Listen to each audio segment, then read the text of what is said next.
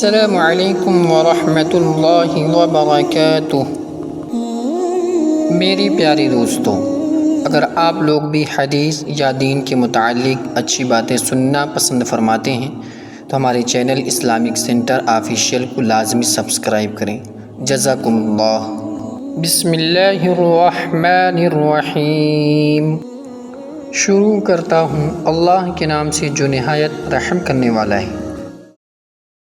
حضرت عبداللہ بن عمر رضی اللہ عنہما سے روایت ہے کہ رسول اللہ صلی اللہ علیہ وسلم نے ارشاد فرمایا، کیا تم میں سے کوئی اس بات کی طاقت نہیں رکھتا کہ روزانہ قرآن شریف کی 1000 آیتیں پڑھ لیا کرے؟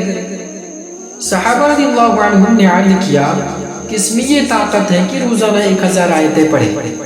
ارشاد فرمایا، کیا تم میں کوئی اتنا نہیں کر سکتا کہ سورہ الہاکم التکاثر پڑھ لیا کرے کہ اس کا ثواب 1000 آیتوں کے برابر ہے؟